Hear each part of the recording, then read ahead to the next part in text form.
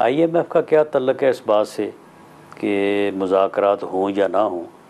और ये मुज़ाकरात जो हैं ये पिछले 5 साल से जो है वो हर सियासी जमात, हर सियासतदान इसे ये कहता रहा है, इसे ये ऑफ़र करता रहा है, कोशिश करता रहा है कि ये आदमी जो है ये सियासतदानों के साथ बैठे। लेकिन इसने तो हमेशा कहा कि सियासतदानों से तो मैं बात करूँगा नहीं, मैं बैठूँगा नहीं, उससे पहले तो बेहतर है कि मैं मर जाऊँ।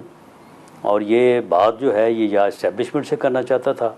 सियासतदानों को, अपने मुखालफ सियासतदानों को तो ये वैसे ही ख़त्म करना चाहता था।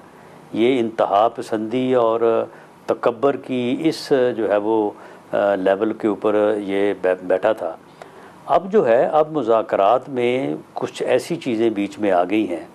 मिसाल के तौर पे इन्होंने जो शुहदा की यादगारों की, उनके मुजस्समों की जो है वो इन्होंने बेतौकीरी की है, बेहुरमती की है।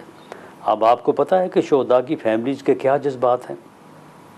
हम इनके साथ आप मुज़ाकरात करने बैठ जाएं तो वो सारे जज्बात जो हैं वो फिर उनका रुख हमारी तरफ होगा।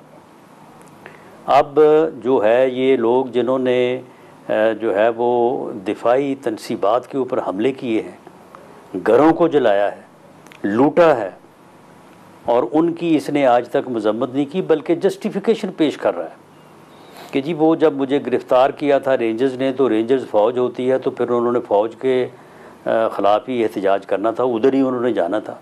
यानी जस्टिफाई करने की कोशिश कर रहा है। तो इस सूरत हाल में इसके साथ बैठ के मुज़ाकरात करना जो है इन तमाम चीज़ों को जो है वो कंप्रोमाइज़ करने वाली बात होगी। और ये इतनी बड़ी कीमत कोई सियासी जमात, कोई सियासतदान अदा नहीं कर सकता।